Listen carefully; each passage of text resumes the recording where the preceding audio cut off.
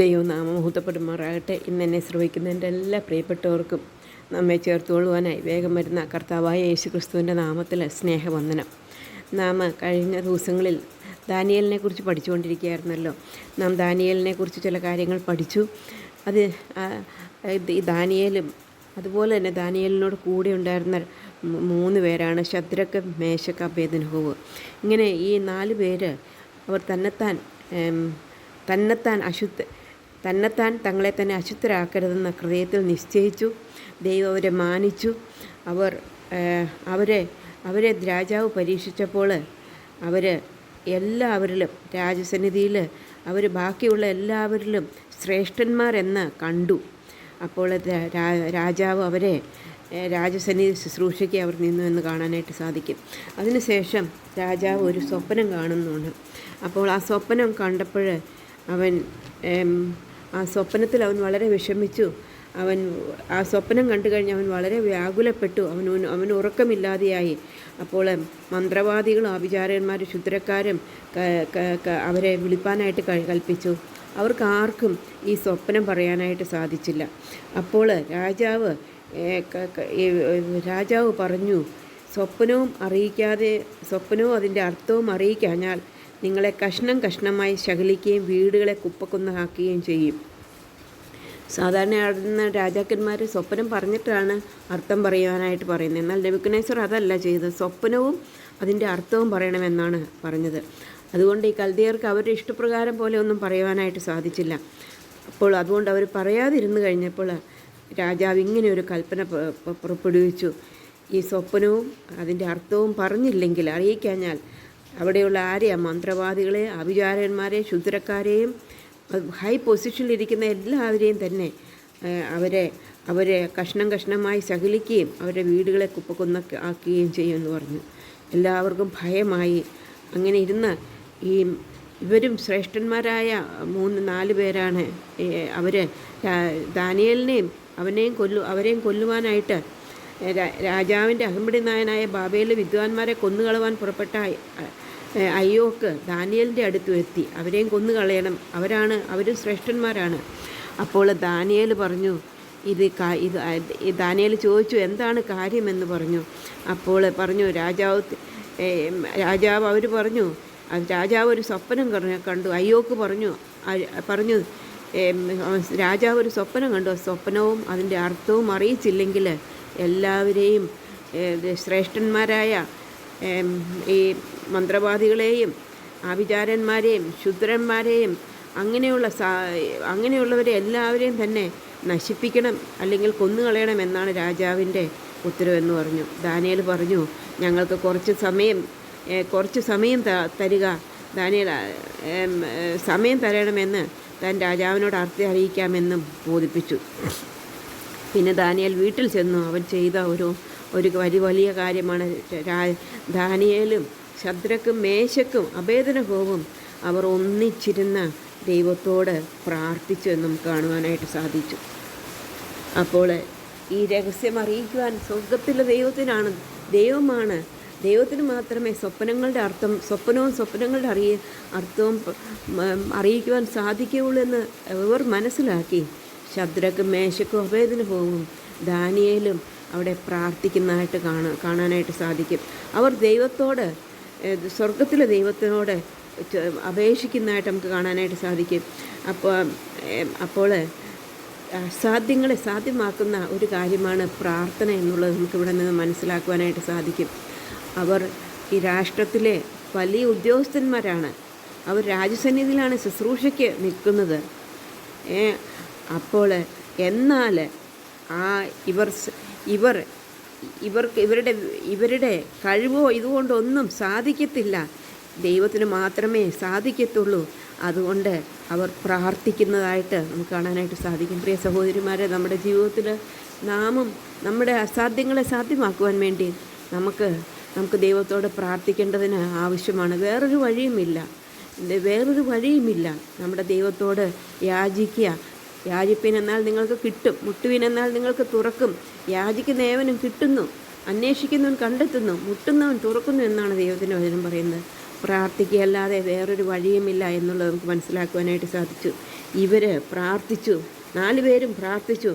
അങ്ങനെ ആ രഹസ്യം ദൈവം ദാനിയേലിന് രാത്രി ദർശനത്തിൽ വെളിപ്പെട്ടു. ദാനിയേൽ സ്വർഗസ്നായ ദൈവത്തെ അപ്പോൾ സ്തുതിക്കുന്നതായിട്ട് നമുക്ക് കാണാനായിട്ട് സാധിക്കും. സ്വപ്നം അതിൻ്റെ അർത്ഥം വെളിപ്പെട്ടപ്പോൾ അവൻ നിഗളിക്കുകയല്ല ചെയ്യുന്നത്. അവർ അങ്ങോട്ടും ഇങ്ങോട്ടും വലിയ കാര്യമാണെന്ന് നമ്മുടെ ജീവൻ രക്ഷപ്പെട്ടു എന്ന് പറയുന്നതല്ല കാണുന്നത്. അവർ ദൈവത്തിൻ്റെ നാമത്തെ ഉടനെ സ്തുതിക്കുന്നതായിട്ട്, ജ്ഞാനവും ബലവും എന്ന് ദൈവത്തിനുള്ളതല്ലോ എന്ന് പറഞ്ഞ് അവർ ദൈവത്തെ സ്തുതിച്ച് ദൈവത്തെ പുകഴ്ത്തുന്നതായിട്ട് കാണാനായിട്ട് സാധിക്കും. അങ്ങനെ അതിനുശേഷം അവൻ രാജാവിൻ്റെ അടുത്ത് ചെന്ന് രാജാവിനോട് പറഞ്ഞു, ദൈവം ഞങ്ങൾക്ക് വെളിപ്പെടുത്തി, ഞങ്ങൾ ആ കാര്യം അതുകൊണ്ട് ദാനിയേൽ ബാബേൽ നശിപ്പിക്കാതിരിക്കാനായിട്ട് രാജാവ് നിയോഗിച്ചിരുന്ന അയ്യോക്കിൻ്റെ അടുക്കൽ ചെന്ന് അവനോട്, ബാബേലെ വിദ്വാൻമാരെ നശിപ്പിക്കരുത്, എന്നെ രാജസന്നിധിയിൽ കൊണ്ടുപോകണം, ഞാൻ രാജാവിന് അർത്ഥം ബോധിപ്പിക്കാമെന്ന് പറഞ്ഞു. ദാനിയേലിൻ്റെ താഴ്മ ഇവിടെ കാണാനായിട്ട് സാധിക്കും.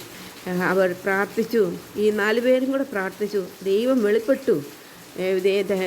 ദൈവം അത് 4 പേരുടെയും കൂടെ പ്രാർത്ഥനയാണ് അവിടെ നമുക്ക് കാണാനായിട്ട് സാധിക്കും. അവർ 4 പേരുമാണ് ഒന്നിച്ചു നിന്നത്.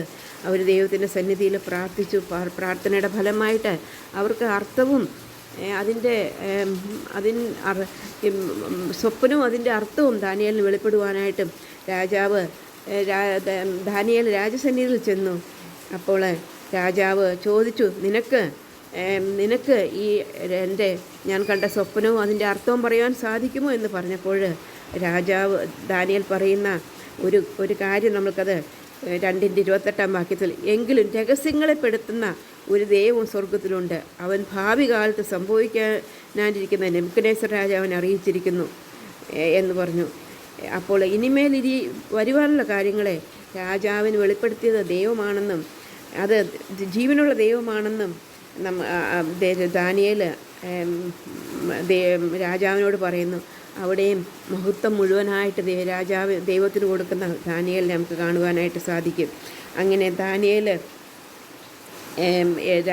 ദാനിയേൽ ആ വിവരം അതിൻ്റെ സ്വപ്നവും അതിൻ്റെ അർത്ഥവും രാജാവിനെ ബോധിപ്പിക്കുന്നതായിട്ട് നമുക്ക് കാണുവാനായിട്ട് സാധിക്കും. മഹത്വം കംപ്ലീറ്റ്ലി എനിക്ക് പറയുകയാണ് 30 വാക്യത്തിൽ പറയണ്ട, എനിക്കോ ജീവനോടിരിക്കുന്ന യാതൊരുത്തിനേക്കാൾ അധികമായ ജ്ഞാനമൊന്നും ഉണ്ടായിട്ടില്ല. രാജാവിനോട് അർത്ഥം ബോധിപ്പിക്കേണ്ടതിനും തിരുമനസ്സിലെ വിചാരം തിരുമനസ്സോട് അറിയിക്കേണ്ടതിനും അത്രേ ഈ രഹസ്യം ദൈവം എനിക്ക് വെളിപ്പെടുത്തി തന്നിരിക്കുന്നത്. അങ്ങനെ മഹത്വം മുഴുവനായിട്ട് ദൈവത്തിന് കൊടുക്കുകയും രാജാവിനോട് അതിൻ്റെ സ്വപ്നവും അർത്ഥം പറയുകയും ചെയ്തു. രാജാവിന് സന്തോഷമായി. രാജാവ് അപ്പോൾ നെബൂഖദ്നേസർ രാജാവ് സാഷ്ടാംഗം വീണ് ദാനിയേലിനെ നമസ്കരിച്ചു. അവനൊരു വഴിപാട് സൗരഭ്യവാസനയെ അർപ്പിക്കണമെന്ന് കൽപ്പിച്ചു. അപ്പോൾ രാജാവ് ദാനിയേലിനോട്, നീ രഹസ്യം വെളുത്തുവാൻ പ്രാപ്തനായതുകൊണ്ട് നിങ്ങളുടെ ദൈവം ദൈവവും രാജാവും രഹസ്യങ്ങളെ വെളിപ്പെടുത്തുന്നവനാകുന്നു സത്യമെന്ന് കൽപ്പിച്ചു. അവിടെ ദാനിയേലിനെ നമസ്കരിക്കുന്ന നെബൂഖദ്നേസർ രാജാവിനെ നമുക്ക് കാണാനായിട്ട് സാധിക്കും. ദൈവം സർവശക്തനാണ്. ദാനിയേലും ശദ്രക്കും മേശക്കും അബേദ്നെഗോവും ദൈവത്തോടു കൂടെ നിന്നു. തങ്ങളെ അശുദ്ധമാക്കിയില്ലെന്ന് തീരുമാനിച്ചു. അവർ വിശുദ്ധരായിട്ട് ജീവിക്കുമെന്ന് തീരുമാനിച്ചു. ദൈവം അവരോട് കൂടിയിരുന്ന് അവരെ സഹായിച്ചു എന്ന് നമുക്ക് കാണുവാനായിട്ട് സാധിക്കും. അപ്പോൾ രാജാവ് പറയുന്ന കാര്യം നമുക്ക് പറയുകയാണ് നെബൂഖദ്നേസർ രാജാവ് സാഷ്ടാംഗം നമസ്കരിച്ചു. അവനൊരു വഴിപാട് സൗരഭ്യവാസന അർപ്പിക്കണമെന്ന് കൽപ്പിച്ചു. രാജാവ് ദാനിയേലിനോട്, നീ ഈ രഹസ്യം വെളിപ്പെടുത്തുവാൻ പ്രാപ്തനായതുകൊണ്ട് നിങ്ങളുടെ ദൈവം ദൈവവും രാജാതി കർത്താവും രഹസ്യങ്ങളെ വെളിപ്പെടുത്തുവാനുമാകുന്നു സത്യമെന്ന് കൽപ്പിച്ചു. അതുകൊണ്ട് രാജാവ് ദാനിയേലിനെ മഹാനാക്കി അവന് വലിയ സമ്മാനങ്ങളും കൊടുത്തു. അവനെ ബാബേൽ സംസ്ഥാനത്തിലൊക്കെയും അധിപതിയും ബാബേലിലെ സകല വിദ്വാന്മാർക്കും പ്രധാന വിചാരകനുമാക്കി വെച്ചു. അതുപോലെ തന്നെ ശദ്രക്കിനെയും മേശക്കിനെയും അബേദ്നെഗോവിനെയും ബാബേൽ സംസ്ഥാനത്തിലെ കാരാദികൾക്ക് മേൽവിചാരകനാക്കി. അങ്ങനെ ദാനിയേൽ രാജാവിൻ്റെ കോവിലകത്ത് പാർക്കുന്നതായിട്ട് നമുക്ക് കാണുവാനായിട്ട് സാധിക്കും. ദൈവത്തെ മാനിക്കുന്നവരെ ദൈവം മാനിക്കുമെന്നുള്ളത് ഇവിടെ നിന്ന് നമുക്ക് മനസ്സിലാക്കുവാനായിട്ട് സാധിക്കും. ശദ്രക്കും മേശക്കും അബേദ്നെഗോവും ദൈവത്തോട് കൂടെ നിന്നത് മുഖാന്തരമായിട്ട് ദാനിയേലും ദാനിയേലും ശദ്രക്കും മേശക്കും ദൈവത്തിനോട് കൂടെ നിന്നത് മുഖാന്തരമായിട്ട് ദൈവം അവരോട് കൂടെ നിന്നു. അവർ പ്രാർത്ഥിച്ചു, ദൈവം പ്രാർത്ഥന കേട്ടു, അവർക്ക് സ്വപ്നവും അതിൻ്റെ അർത്ഥവും വെളിപ്പെടുത്തി കൊടുത്തു. അങ്ങനെ ദൈവം ദാനിയേലിൻ്റെ എല്ലാവരിലും മുമ്പായിട്ട് ബഹുമാനിക്കുന്നതായിട്ട് നമ്മൾ കാണുവാനായിട്ട് സാധിക്കും. പ്രിയ സഹോദരിമാരെ, വരുന്ന ദിവസങ്ങളിൽ കർത്താവിനോടുകൂടെ നിൽക്കുവാൻ, നമ്മളെ തന്നെ വിശുദ്ധനായിട്ട് സൂക്ഷിക്കുവാൻ, കർത്താവ് എന്താഗ്രഹിക്കുന്നു അതനുസരിച്ച് ജീവിപ്പാൻ, നമുക്ക് കിട്ടുന്ന സമയം പ്രാർത്ഥനയിൽ ചെലവഴിപ്പാൻ കർത്താവ് നമ്മളെ സഹായിക്കട്ടെ. അവൻ്റെ വലിയ നാമം എന്ന് എന്നേക്കും മഹത്വപ്പെടുമാറാകട്ടെ.